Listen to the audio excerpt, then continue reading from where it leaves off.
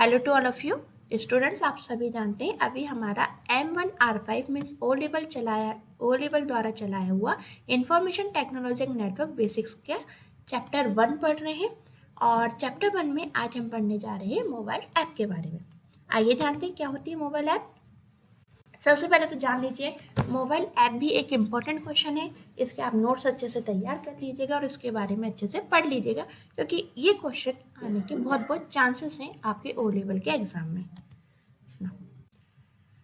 यहाँ पे हमने मोबाइल ऐप के बारे में लिखा है, a mobile app is a piece of program intended to run on a mobile device और टैबलेट। देखिए जो आपका मोबाइल ऐप है बेसिकली ये भी एक प्रकार का सॉफ्टवेयर है, या कह लीजिए कि एक प्रोग्राम का पीस है जो कि इस उद्देश्य बनाया गया है कि हम इसको मोबाइल फ़ोन पे या टैबलेट पर चला सकें। ठीक है, जैसे कि हम कंप्यूटर का यूज़ करके कोई भी एप्लीकेशन सॉफ्टवेयर चलाते हैं या कोई वेबसाइट चलाते हैं, तो हम चाहते हैं वो वेबसाइट वो एप्लीकेशन सॉफ्टवेयर हमारे मोबाइल फ़ोन पे भी चल जाए, तो उसके लिए मोबाइल ऐप्स का निर्माण किया गया। ठीक है, तो जो भी कंप्यूटर पे यूज़ होने वाले एप्लीकेशन सॉफ्टवेयर है या वेबसाइट है उनको मोबाइल ऐप के रूप में डेवलप किया गया कि वो ऐप या वो सॉफ्टवेयर हमारे मोबाइल पर या टैबलेट पर चल सके। ओके, सो जो मोबाइल ऐप है वो क्या है, प्रोग्राम का एक पीस है जिसको बनाने के पीछे उद्देश्य था कि ये ऐप या ये प्रोग्राम मोबाइल फ़ोन या टैबलेट पर चल सके। आगे बढ़ते हैं तो हमने लिखा है mobile apps were in the beginning planned for productivity assistant such as email, calendar and contact database. ठीक है, जो मोबाइल ऐप्स हैं शुरुआत में सिर्फ और सिर्फ ये मोबाइल की प्रोडक्टिविटी को बढ़ाने के लिए बनी थी। यानी सिर्फ और सिर्फ मोबाइल ऐप इसलिए आई थी कि भाई कि इनका यूज़ मोबाइल फ़ोन पे हो सके और मोबाइल फ़ोन का जो यूज़ है वो बढ़ सके, है ना, उसकी प्रोडक्टिविटी बढ़ सके। तो कुछ एप्लीकेशन असिस्टेंट के रूप में मोबाइल फ़ोन में आई थी, जैसे कि ईमेल है ना। तो जब आपके मोबाइल फ़ोन में ऐप आ गई ईमेल की, तो अब आपको ईमेल चेक करने के लिए कंप्यूटर को या अपने लैपटॉप को या डेस्कटॉप को ओपन करने की आवश्यकता नहीं है, आप अपने मोबाइल पे ईमेल को चेक कर सकते हैं। तो स्टार्टिंग में कुछ ही ऐप आई थी जैसे कि ईमेल, कैलेंडर, कॉन्टैक्ट डेटाबेस। तो इस तरीके के ऐप से शुरुआत हुई थी ऐप के आने की। ठीक है ना, लेकिन जैसे जैसे टाइम आगे बढ़ा तो पब्लिक ने और भी एप्लीकेशन की डिमांड की, क्योंकि देखिए जब से मोबाइल फ़ोन आ गए तब से मोबाइल फ़ोन की चलन हो गया। जितने भी पीपल हैं अधिकतर सबके पास मोबाइल फ़ोन अवेलेबल हो जाते हैं बजाय के कंप्यूटर या लैपटॉप के। ठीक है, तो पब्लिक डिमांड ये आई कि जो भी सुविधा हमें कंप्यूटर पे मिल रही है वो सारी की सारी सुविधा हमको मोबाइल फ़ोन पे भी मिलने लगे। ठीक है, तो मोबाइल फ़ोन की सुविधाओं को बढ़ाने के लिए ऐप्स का निर्माण होना जरूरी था, क्योंकि ऐप्स के द्वारा ही मोबाइल फ़ोन पे वर्क होता है अधिकतर। ठीक है, और ऐप जो है वो मोबाइल फ़ोन से कार्य को सरल भी बनाती है। यानी ऐप के द्वारा मोबाइल फ़ोन से बहुत सरलता से आसानी से काम कर लेते हो ना, क्योंकि वो आपको सारी सुविधा प्रदान कर देती हैं अधिकतर। ठीक है, जैसे कि आजकल आप यूज़ करते होगे व्हाट्सएप, तो एक बहुत ही सुविधाजनक ऐप है जिसके द्वारा आप चैटिंग कर लेते हो बड़ी आसानी से। एक यूट्यूब है ना, यूट्यूब आप डेस्कटॉप पे भी चला सकते हो, कंप्यूटर पे भी चला सकते हो, कोई दिक्कत नहीं है। लेकिन अगर वो मोबाइल फ़ोन पे उसकी ऐप है तो आप फटाफट यूट्यूब को ओपन करो और उससे रिलेटेड सारी चीज़ें देख लो, तो आपके लिए कितना काम सुविधाजनक होता जा रहा है ना। तो इसी तरीके से इसी सुविधा की जो डिमांड है वो पब्लिक की तरफ से आई, और जैसे ही पब्लिक की डिमांड आई उसी के अकॉर्डिंग जो ऐप हैं उनका डेवलपमेंट बहुत फास्ट होने लगा। यानी बहुत जल्दी जल्दी मोबाइल की हर चीज़ की ऐप बनने लगी और मोबाइल फ़ोन में यूज़ होने लगी।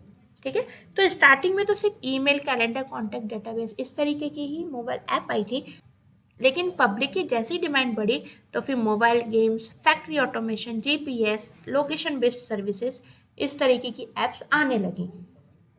ठीक है, जिसमें कि आप सभी जानते हो मोबाइल गेम्स मीन्स मोबाइल से गेम खेलना, फैक्ट्री ऑटोमेशंस, जीपीएस मीन्स आपको जगह के बारे में पता करना, लोकेशन बेस्ड सर्विसेज आ गई जैसे कि आप ऑर्डर ट्रैकिंग, कोई सामान आपने ऑनलाइन मंगाया तो उसको आप ट्रैक कर सकते हो कि वो सामान आपका कहाँ आया, कहाँ गया। आपने कोई स्पीड पोस्ट करी है, आप उसकी ट्रैकिंग कर सकते हो कि आपका जो लेटर है वो या आपका जो एनवलप है वो कहाँ का किस तरीके से पहुँच रहा है डेस्टिनेशन पर। एंड टिकट परचेसेस, आप टिकट को भी अपने मोबाइल फोन पर ही बड़े आसानी से परचेस कर सकते हो, खरीद सकते हो कहीं भी आने जाने के लिए, है ना।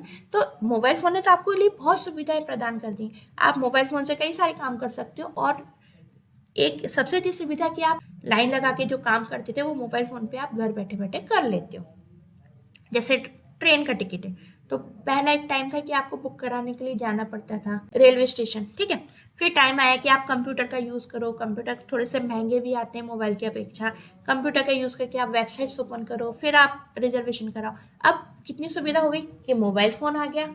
यदि हम कंप्यूटर से कंपेयर करें तो मोबाइल फ़ोन कंप्यूटर की अपेक्षा थोड़े सस्ते रेंज में भी मिल जाते हैं। ऐसा नहीं महंगे नहीं आते, महंगे भी आते हैं बट थोड़े सस्ते भी आते हैं। और उसमें आपको डायरेक्ट एप्लीकेशन मिल गई टिकट करवाने के लिए, है ना। तो उसने सारी की सारी सुविधाएं आपको प्रदान कर दी। आप एक बार उसमें अपना सारा के सारा अपनी सारी की सारी इन्फॉर्मेशन भर दो, स्टोर कर दो सारी इन्फॉर्मेशन। अब जब भी आपको टिकट बुक करना है तो फटाफट टिकट बुक कर दो, आपको बार बार अपनी इन्फॉर्मेशन इसमें स्टोर करने की भी आवश्यकता नहीं है ना। जैसे आप कभी जाते थे रेलवे स्टेशन टिकट करवाने के लिए तो बार बार आपको सेम इन्फॉर्मेशन का फॉर्म भरना है, कई सारी फॉर्मेलिटी करनी होती थी। अब मोबाइल फ़ोन में एक बार में आपकी एप्लीकेशन में सारा डाटा स्टोर हो गया।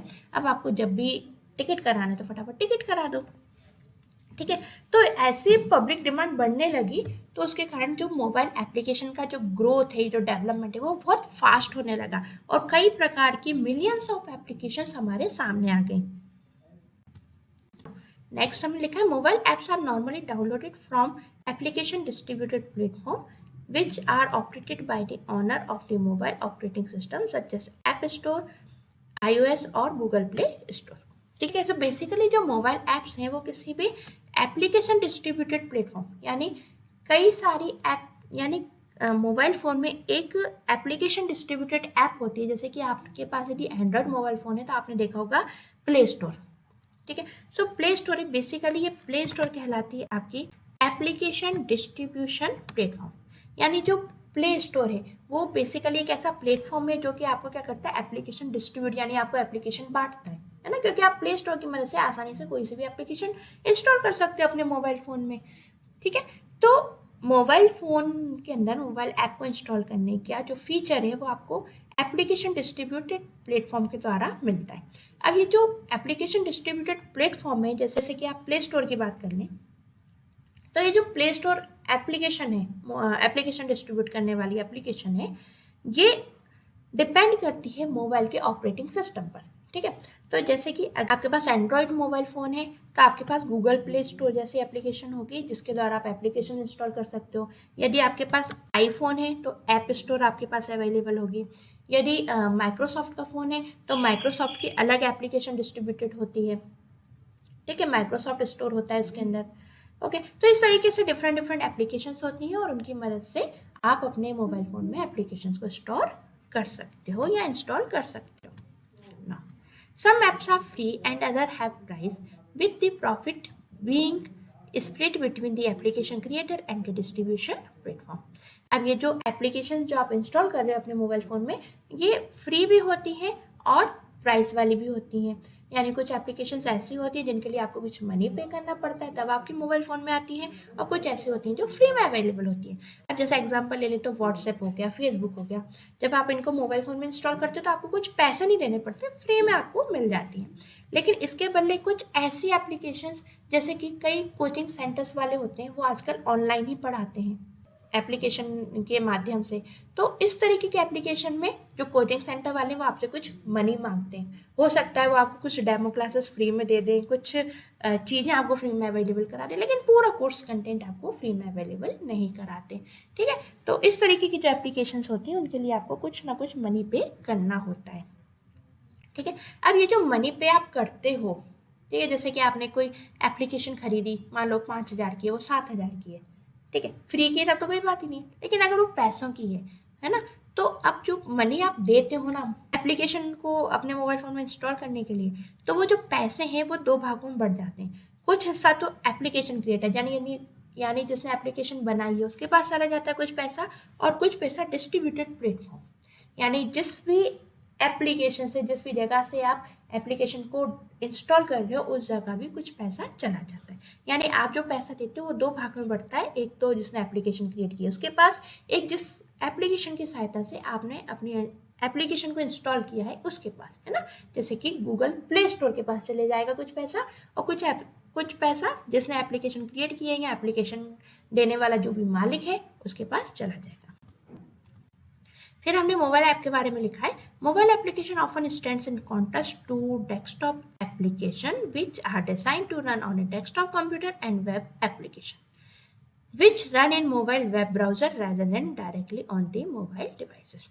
ठीक है, जो मोबाइल ऐप्स हैं वो जैसे डेस्कटॉप कंप्यूटर पे कुछ डेस्कटॉप एप्लीकेशंस चलती हैं या डेस्कटॉप कंप्यूटर पे या जो आपके लैपटॉप है या कंप्यूटर पे आपकी जो वेबसाइट चलती हैं उसी तरीके से मोबाइल फ़ोन में मोबाइल ऐप्स चलती हैं। ठीक है, जैसे कि एग्जांपल हम यहाँ पर ले लेते हैं फेसबुक।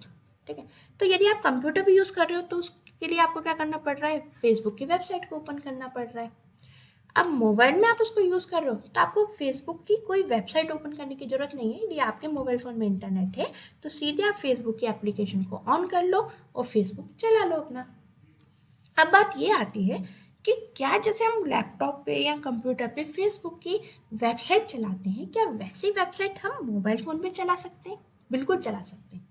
तो क्या अंतर आ गया भाई, हम एप्लीकेशन के थ्रू चला रहे हैं तब भी हम वही काम कर रहे हैं, और वेबसाइट के थ्रू चला रहे हैं, मान लो मोबाइल फ़ोन पे हम वेबसाइट के थ्रू facebook.com को ओपन करते हैं तो वेबसाइट के थ्रू कर रहे हैं तब भी वही काम हो रहा है, काम बिल्कुल सेम हो रहा है। अंतर यहाँ आ जाता है यदि आप उसको वेबसाइट के रूप में चला रहे हो तो आपको फिर उसको मोबाइल के जो आपका गूगल ब्राउज़र है या कोई भी ब्राउज़र आपके मोबाइल फ़ोन में स्टोर है, वेब ब्राउज़र, उसके ऊपर आपको चलाना पड़ेगा। ठीक है, और यदि आप एप्लीकेशन पे वर्क कर रहे हो तो सीधे बस उसको जस्ट क्लिक करो, वो आपके मोबाइल फ़ोन पे चल जाती है। ठीक है, तो मोबाइल एप्लीकेशन और मोबाइल पे चलने वाली वेबसाइट में इतना अंतर होता है कि जो मोबाइल पे आप कोई वेबसाइट चला रहे हो तो उसको आपको अपने वेब ब्राउज़र जैसे कि गूगल ब्राउज़र हो गया इसके ऊपर ओपन करना होता है, और यदि आप उसके एप्लीकेशन चला रहे हो तो एप्लीकेशन डायरेक्ट मोबाइल पे चल जाती है, उसको वेब ब्राउज़र की कोई आवश्यकता नहीं होती। The government of India is trying to make its services easily available to the masses by mobile application and has launched many apps across all major smartphone platform for the same। Government India की यानी जो भारत सरकार है वो भी कई सारी applications का निर्माण करने के ऊपर जोर दे रही है, यानी कई सारी एप्लीकेशंस को लॉन्च कर रही है, बना रही है ताकि वो यूज़र को घर बैठे सरकारी सुविधाएं प्राप्त करवा सके। ठीक है, यानी यूज़र को इन्फॉर्मेशन दे सके, कोई योजना सरकार ने चलाई तो उसके बारे में बता सके, यूज़र सरकारी काम को आसानी से कर सके। इसके लिए जो भारत सरकार है वो कई सारी अपनी गवर्नमेंट एप्लीकेशंस को लॉन्च कर रही है, बना रही है और यूज़र्स को दे रही है ताकि यूज़र घर बैठा बैठा अपने स्मार्टफोन की मदद से सरकारी कार्य कर सके और सरकारी कार्यों की सूचनाएं प्राप्त कर सके। अब यहाँ पे हमने कुछ मोबाइल एप्लीकेशंस के बारे में बताया है, जिसमें पहले आती है आपकी Bharat interface for money means Bhim app, दूसरी आती है माई जीओवी ऐप, तीसरी आती है आपकी IRCTC कनेक्ट ऐप, चौथी आती है आपकी DigiLocker app, then water helpline app, then ग्रामीण विद्युतीकरण मीन्स गर्व ऐप, एम पासपोर्ट और उमंग ऐप। ठीक है, तो एक कुछ यहाँ पे मोबाइल के एप्लीकेशन के बारे में डिस्कस किया मैंने। ऐसा नहीं है कि सिर्फ मोबाइल एप्लीकेशन इतनी है, millions of mobile applications available हैं आपके मोबाइल फ़ोन पर। आप जिस भी एप्लीकेशन को इंस्टॉल करते हैं अपने मोबाइल फ़ोन पे वो अपना पर्टिकुलर काम करती है, बट यहाँ पे कुछ खास एप्लीकेशंस मैंने आपको बताई हैं जो कि परीक्षा की दृष्टि से इम्पॉर्टेंट है। अब यहाँ पे एक चीज़ और, यहाँ पे सबसे लास्ट में मैंने लिखा है उमंग ऐप। उमंग ऐप को मैंने इस वीडियो लेक्चर में कंसिडर नहीं किया है, नेक्स्ट वीडियो लेक्चर में कंसिडर किया है, यानी इसके बाद आने वाला जो वीडियो लेक्चर है वो उमंग ऐप पर रहेगा। इसके दो कारण हैं, एक कारण कि यदि इतनी सारी एप्लीकेशंस का मैं वीडियो बना रही थी तो काफ़ी बड़ा हो रहा था, दूसरा एक सबसे बड़ा कारण ये है कि आपसे ये जो मोबाइल ऐप का क्वेश्चन है दो तरीके से पूछा जाता है। एक तो मोबाइल ऐप आपसे कहा जाता है कि मोबाइल ऐप के बारे में बताइए, और कुछ जरूरी मोबाइल एप्लीकेशंस के बारे में यहाँ पर बताइए। तो उस केस में तो आप ये सारी ऐप्स के बारे में बता सकते हैं, कोई दिक्कत नहीं। लेकिन कई बार एक तरीके का क्वेश्चन ऐसा आता है जिसमें सिर्फ और सिर्फ ये बोला जाता है कि मोबाइल ऐप क्या होती है, डेफिनेशन लिखिए और उमंग ऐप के बारे में विस्तार में बताइए। तो उमंग ऐप जो है ये स्पेशल टॉपिक या स्पेशल पॉइंट है जो कि अलग से भी पूछ लिया जाता है। ठीक है, इसलिए मैंने उमंग ऐप के बारे में अलग से पूरा वीडियो तैयार किया है जो आपको नेक्स्ट वीडियो लेक्चर में मिल जाएगा। ओके, तो अभी हम आज के वीडियो लेक्चर में जो भी उपरोक्त हमने पढ़े हैं इन सभी एप्लीकेशंस के बारे में डिस्कस करते हैं। तो सबसे पहला आ जाता है आपका Bharat interface for money means Bhim app. आइए जानते हैं भीम ऐप के बारे में। तो हमने लिखा है the app is unified payment interface means UPI was developed by the national payment corporation of India. ये जो भीम ऐप है ये बेसिकली एक यूपीआई ऐप है। यूपीआई ऐप का जो पूरा नाम होता है वो होता है यूनिफाइड पेमेंट इंटरफेस, यानी एक ऐसा इंटरफेस है जिसके जरिए आप एक सिक्योर पेमेंट कर सकते हो। ठीक है, और ये जो एप्लीकेशन है इसको डेवलप किया है national payment corporation of India, यानी इंडिया की जो नेशनल पेमेंट कॉर्पोरेशन है उसने भीम ऐप को डेवलप किया है। It has been named after Bhimrao Ambedkar and is intended to facilitate e-payments directly through bank. ठीक है, इसका जो नाम है वो भीमराव अंबेडकर के नाम पर रखा गया है और इस एप्लीकेशन का उद्देश्य है कि यूजर को या आम नागरिक को ई पेमेंट की सुविधा दे सके कि जो भी आम नागरिक है या जो भी यूजर है वो बैंक के द्वारा ई पेमेंट कर सके, यानी उसको पेमेंट करने के लिए बैंक में ना जाना पड़े, सीधे सीधे अपने मोबाइल फोन के जरिए वो पेमेंट कर सके। उस उद्देश्य से इस एप्लीकेशन का निर्माण किया गया है। And as part of the 2016 Indian bank note demonetization and drive towards cashless transaction.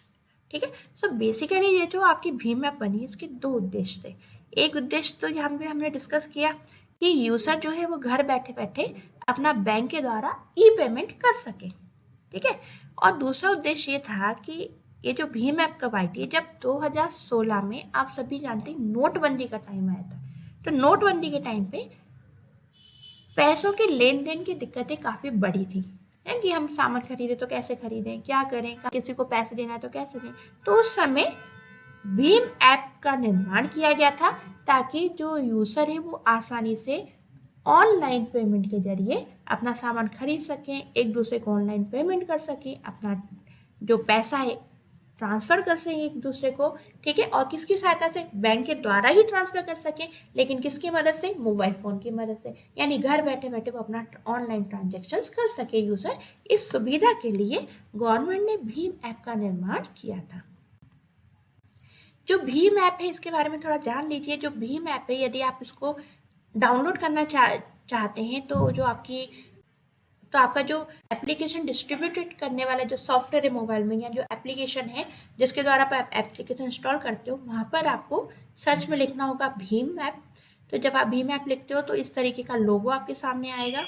ठीक है, और इस तरीके से लिखा मिलेगा आपको भीम, और यहाँ पे देखिए लिखा हुआ मिलेगा national payment corporation of India, यानी national payment corporation of India ने इसका निर्माण किया है भीम का, और इसका लोगो इस तरीके का होता है।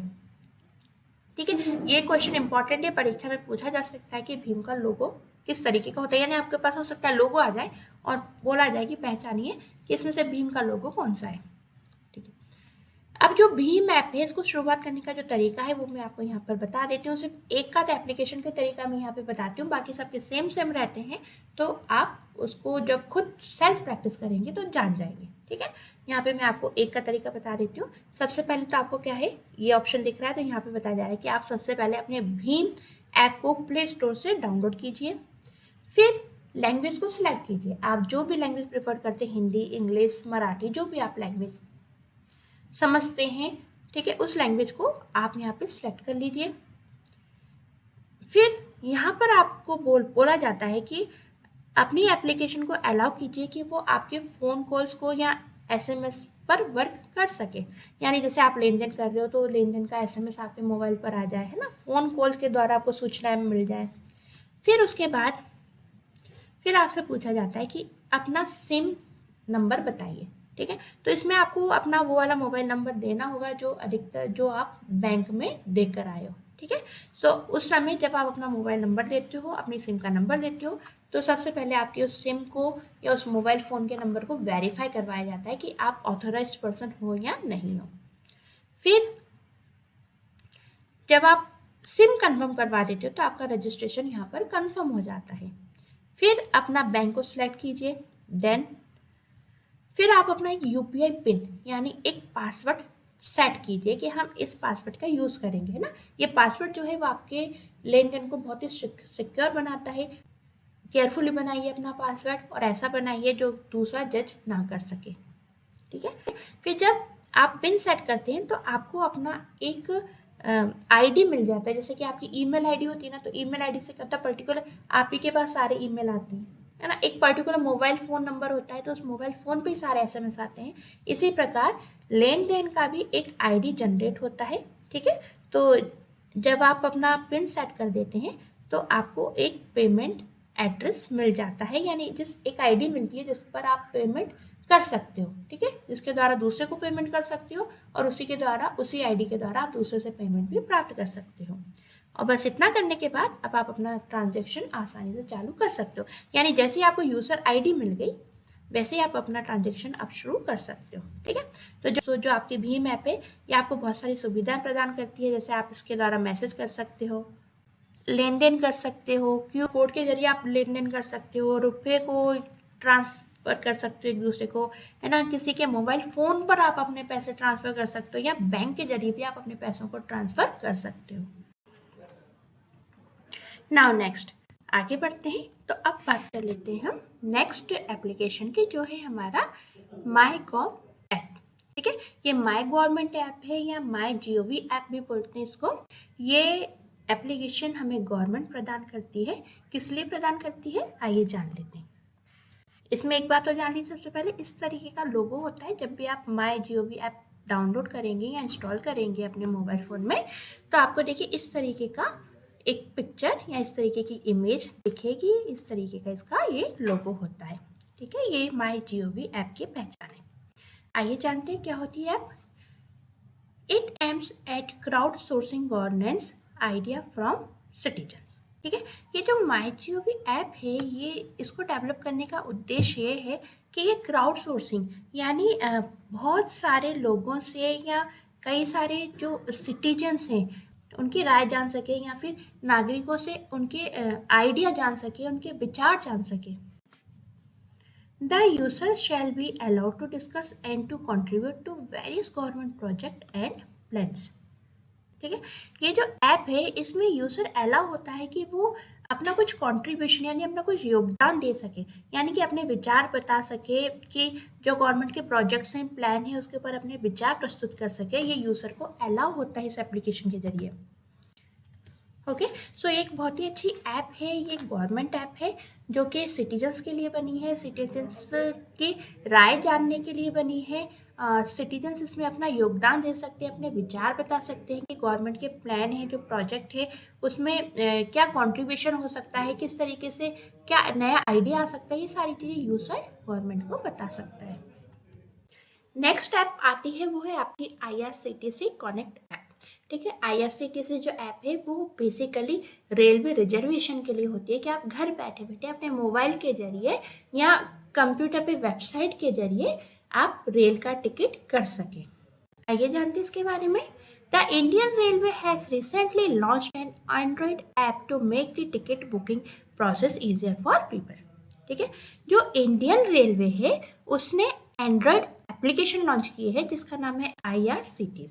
ओके, सो इंडियन रेलवे ने IRCTC नाम की एक एंड्रॉइड एप्लीकेशन लॉन्च की हुई है जिसका उद्देश्य है या जिसके जरिए यूजर आसानी से अपने टिकट को बुक करा सकता है। फिर हमने लिखा it is a free program for Android app, ठीक है। ये जो आपकी IRCTC है ये कैसी है, फ्री प्रोग्राम है, यानी फ्री में आपको पास अवेलेबल रहती है, आप फ्री में इसको अपने मोबाइल पर इंस्टॉल कर सकते हो। The program is an official app designed by the Indian railway catering and tourism corporation, ठीक है। ये जो ऐप है ये एक ऑफिशियल ऐप है और इस ऑफिशियल ऐप को Indian railway catering and tourism corporation ने तैयार किया है। तो कई बार होता है कि एग्जाम में आपसे फुल फॉर्म पूछी जा सकती है IRCTC के, तो आप ये फुल फॉर्म जान लीजिए। इसकी फुल फॉर्म है Indian railway catering and tourism corporation और इसी कॉरपोरेशन ने IRCTC ऐप को डिज़ाइन किया है। इस तरीके की कुछ आपकी IRCTC ऐप होती है। ये देख लीजिए, यहाँ पे इसका लोगो दिख रहा है। तो इस तरीके का लोगो जहाँ आपको दिखे और IRCTC लिखा हुआ मिले, वहाँ पर आप इसको इंस्टॉल कर सकते हो गूगल प्ले स्टोर के जरिए, या फिर जो भी आप मोबाइल सिस्टम यूज़ करते हो उसके अकॉर्डिंग जो भी आपके पास एप्लीकेशन है, जैसे एंड्रॉयड है तो गूगल प्ले स्टोर होगा, माइक्रोसॉफ्ट का फ़ोन है तो माइक्रोसॉफ्ट स्टोर होगा, आईफोन है तो एप्पल स्टोर होगा। तो उसके जरिए आप इस तरीके से IRCTC के एप्लीकेशन को इंस्टॉल कर सकते हो। ये जो आपकी IRCTC एप्लीकेशन है, आपको कई सारे फीचर्स प्रदान करती है, जो कि देखिए यहाँ पे पिक्चर के द्वारा आपको बताए गए हैं। जैसे कि जैसे कि ये फर्स्ट वाला फीचर है, इसके जरिए आप क्या कर सकते हो, अपनी जर्नी को प्लान कर सकते हो। ठीक है, यहाँ पे आप अपनी बुकिंग करवा सकते हो इस आइकन के जरिए। जब आप इस आइकन पे क्लिक करेंगे तो बुकिंग से रिलेटेड सारी सर्विसेज ये आपको प्रदान कर देगा। आपको अपना PNR नंबर जानना है तो आप यहाँ पे क्लिक करके ले सकते हो। आपको टिकट कैंसिल करनी है तो टिकट भी कैंसिल कर सकते हो, या रिफंड चाहिए मनी तो आप यहाँ से रिफंड भी ले सकते हो। तो इस तरीके से जो आपकी IRCTC एप्लीकेशन है, ये आपको कई सारे फीचर्स प्रदान करती है, जो कि आपके जर्नी को प्लान करने में, टिकट रिजर्व करवाने में, टिकट कैंसिल करवाने में, PNR नंबर जानने में, इस तरीके से कई सारी चीज़ों में आपकी हेल्प करती है। नेक्स्ट एप्लीकेशन की तरफ आगे बढ़ते हैं, तो वो है आपका डिजी लॉकर। ठीक है, अब डिजी लॉकर ऐप क्या होती है, तो यहाँ पे देखिए नाम से समझ में आ रहा है लॉकर, है ना।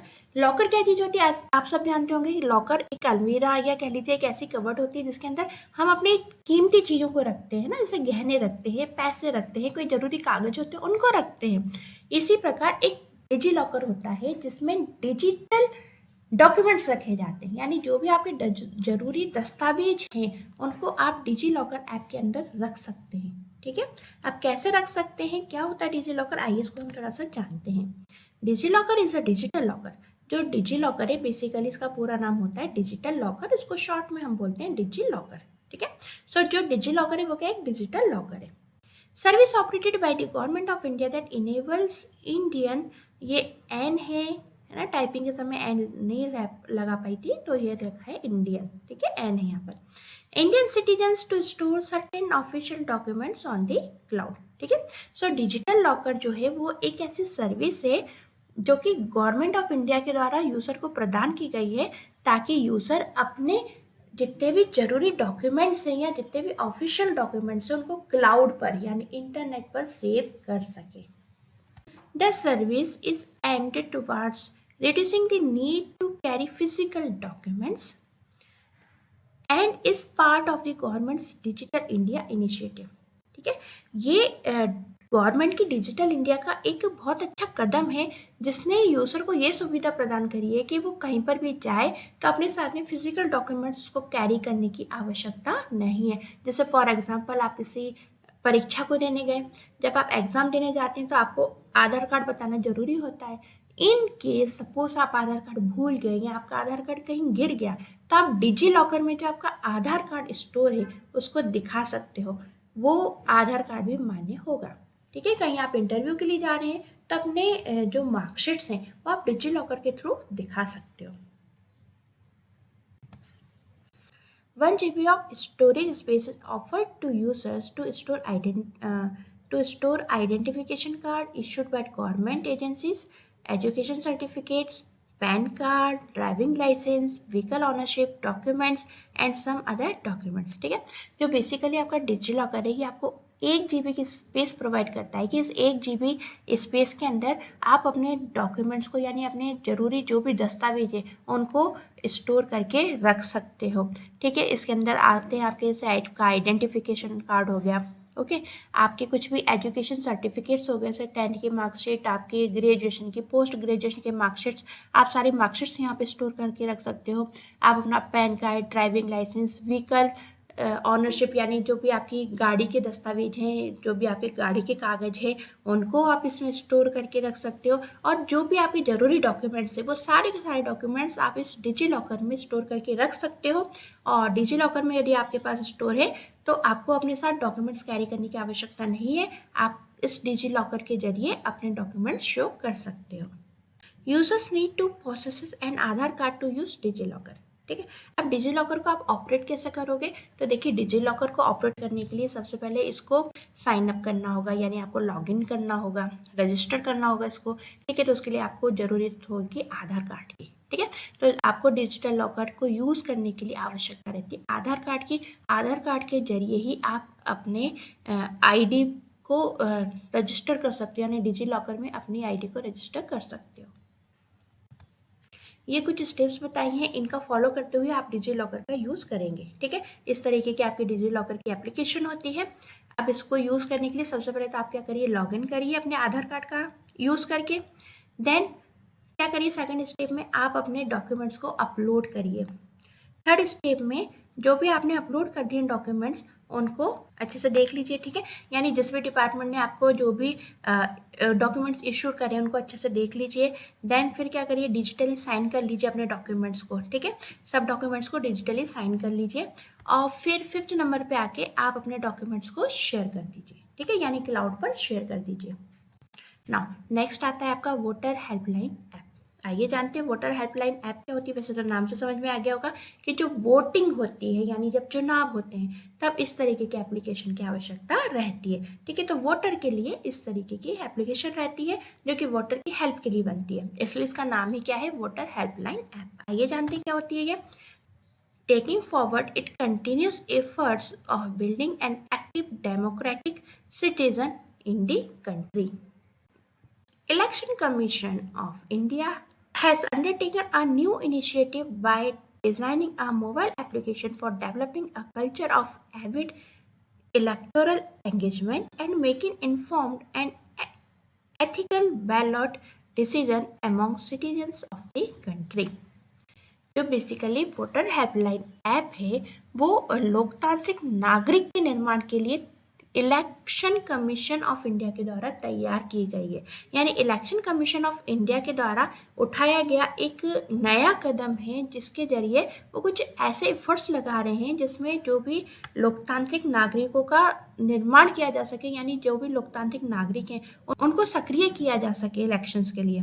ठीक है, so basically voter helpline app एक ऐसी ऐप है जिसके जरिए जो भी उपयोग करता है वो मोबाइल फ़ोन से, यानी अपने स्मार्टफोन से इलेक्शन से रिलेटेड सारी चीज़ें जान सकता है और वो फिर एक सही उचित निर्णय ले सकता है। The app aims to provide a single point of service and information delivery to voters across the country.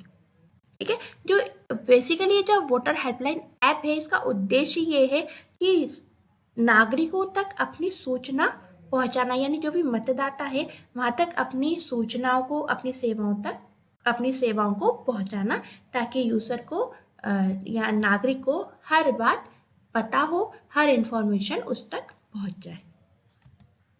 इस तरीके की आपकी वोटर हेल्पलाइन ऐप होती है, इसको आप आसानी से डाउनलोड कर लीजिए। ठीक है, इस तरीके से आपकी ऐप होती है।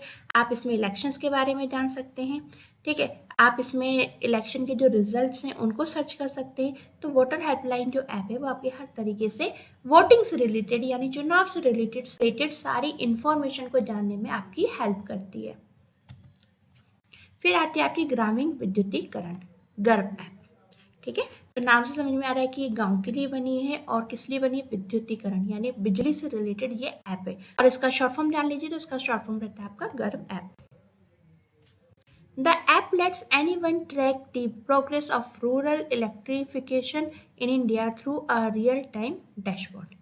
ठीक है, ये एक ऐप है जिसके जरिए ग्रामों में, यानी जो गांव है वहाँ पे विद्युतीकरण की जो प्रक्रिया है, यानी विद्युतीकरण का जो प्रोग्रेस हो रही है, जो भी विद्युतीकरण का कार्य हो रहा है उसको ट्रैक किया जा सकता है इस एप्लीकेशन की मदद से। फिर हमने लिखा है reports by the GVS means ग्रामीण विद्युत अभियंस और rural electrification engineers are share through the GARV app with official as well as public. ठीक है, ये जो आपकी GVA है यानी ग्रामीण विद्युत अभियंता से, यहाँ पे कह लीजिए कि रूरल इलेक्ट्रिफिकेशन इंजीनियर्स हैं, ये बेसिकली करे क्या करते हैं, एक रिपोर्ट तैयार करते हैं और रिपोर्ट तैयार करके गर्व एप्लीकेशन के द्वारा शेयर कर देते हैं कि बिजली की प्रगति कैसी है, कैसे बिजली का विभाग कार्य कर रहा है। इस सब की इंफॉर्मेशन एक रिपोर्ट तैयार करके गर्व ऐप के थ्रू शेयर कर दी जाती है। This puts pressure on the state government and thus ensures timely and quality delivery. ठीक है, ये जो रिपोर्ट है ये बेसिकली क्या होती है, कोई भी स्टेट गवर्नमेंट है उसके ऊपर प्रेशर बनाती है कि वो टाइमली डिलीवरी कर सके इलेक्ट्रिसिटी की, ठीक है, और एक क्वालिटी दे सके अपने काम पर। The app aims at increasing the transparency of the development process, ठीक है। अब ये जो ऐप है बेसिकली क्या, एक ट्रांसपेरेंसी देती है, यानी एक पारदर्शिता प्रदान करती है कि जो भी डेवलपमेंट हो रहा है उसकी सही सही जानकारी सब सिटीजन्स को मिलती रहे। Here, GVS directly captured the electrician data on the app instead of the data first coming from state government.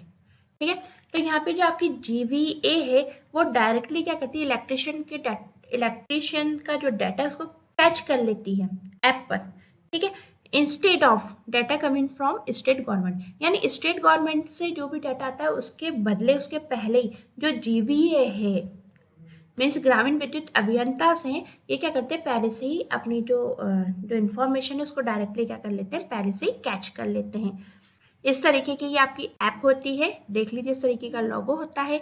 यहाँ पे आपको अपनी प्रोग्रेस को ट्रैक कर सकते हैं, मीन्स जो इलेक्ट्रिसिटी की जो प्रोग्रेस है वो किस तरीके से हो रही है, ठीक है ना। आगे बढ़ते हैं। तो अब आता है हमारा लास्ट ऐप, वो है हमारा एम पासपोर्ट सेवा।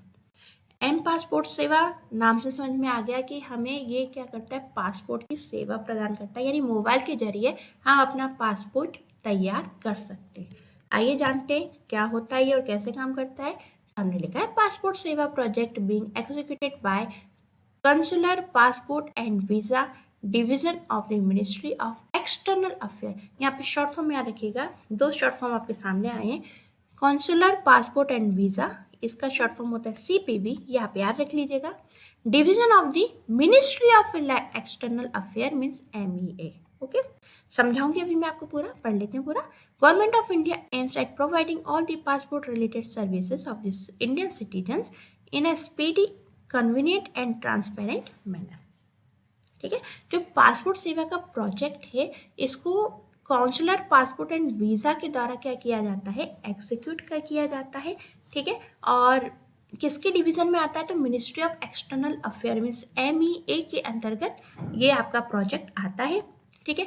और ये प्रोजेक्ट आपका गवर्नमेंट ऑफ इंडिया का है, जिसका उद्देश्य क्या है, इसका उद्देश्य है कि जो इंडिया के सिटीजन्स हैं उनको पासपोर्ट रिलेटेड सर्विसेज प्रोवाइड की जाए, ठीक है। जो भी कार्य हो रहा है वो स्पीडी यानी फास्ट तरीके से हो जाए, आसानी से और बहुत जल्दी से यूजर को सुविधा दे दी जाए पासपोर्ट की, ठीक है। उससे रिलेटेड और भी सर्विसेज हैं वो भी स्पीडी और कन्वीनियंट रहे यूजर के लिए, यानी सुविधाजनक भी रहे और फास्ट भी रहे, और जो कार्य वो कैसा रहे, ट्रांसपेरेंट मैनर यानी पारदर्शिता के थ्रू ये कार्य हो जाए, यानी इसमें कोई भी बेईमानी ना हो, ठीक है, एक पारदर्शिता रहे पूरे काम की। This is one of the largest projects of the Government of India under the National E-Governance Plans means NEGP। यहाँ पे देखिए एक और शॉर्ट फॉर्म फिर से आ गया NEGP। NEGP का जो फुल फॉर्म है वो क्या होता है, नेशनल E-Governance प्लान, ओके ना। फिर से पढ़ लेते हैं इस पॉइंट को। This is one of the largest project of the government of India under the national E-Governance plan being executed in public-private partnership mode with Tata Consultancy Services as the private partner, ठीक है। ये जो M passport है basically government of India का एक बहुत बड़ा project है जो कि किसके अंडर में चलाया जाता है, नेशनल E-Governance प्लान्स के अंतर्गत चलाया जाता है। और इसमें जो आपके पब्लिक प्राइवेट दोनों पार्टनरशिप मोड में वर्क होता है, ठीक है, पब्लिक भी होता है प्राइवेट भी होता है इसमें काम, किसके साथ, विद टाटा कंसल्टेंसी सर्विसेज। एक कंपनी है जिसका नाम है Tata consultancy services mean TCS, ठीक है, इसका वो यूज करता है एज द प्राइवेट पार्टनर, ठीक है। तो जो एम पासपोर्ट है बेसिकली ये एक गवर्नमेंट ऑफ इंडिया का चलाया हुआ एक बहुत बड़ा प्रोजेक्ट है जो कि नेशनल E-Governance प्लान के अंतर्गत चलता है, और इसमें पब्लिक और प्राइवेट पार्टनर दोनों प्रकार के पार्टनर्स होते हैं। जो प्राइवेट पार्टनर है वो है आपका TCS। नाउ नेक्स्ट हमने आगे लिखा है the project is already operational and servicing citizens through 77 passport सेवा केंद्र अक्रॉस इंडिया, ठीक है। तो जो प्रोजेक्ट है वो ऑलरेडी ऑपरेशनल यानी ऑलरेडी काम में आ रहा है ना, कई सारे सिटीजन्स को सर्विसिंग ऑलरेडी प्रोवाइड कर रहा है, और इस तरीके से इंडिया में देखा जाए तो लगभग 77 पासपोर्ट सेवा केंद्र मौजूद हैं। इस तरीके की पासपोर्ट सेवा की जो एप्लीकेशन है वो आपको मोबाइल फ़ोन पे मिल जाएगी। ठीक है, तो इस तरीके से आपको सारी इंफॉर्मेशन मिल जाती है पासपोर्ट से रिलेटेड अपने मोबाइल फ़ोन पर। ठीक है, इसके जरिए आप अपने पासपोर्ट को बना भी सकते हैं, स्टेटस ट्रैक कर सकते हैं, अपना सेंटर देख सकते हैं। इस तरीके की कई सारी सुविधाएं ये एप्लीकेशन आपको प्रदान करती है। ओके फ्रेंड्स, तो ये था हमारा आज का वीडियो लेक्चर। इसके बाद नेक्स्ट वीडियो लेक्चर में हम फिर मिलते हैं। वीडियो लेक्चर कैसा लगा जरूर बताइएगा। Okay friends, bye bye.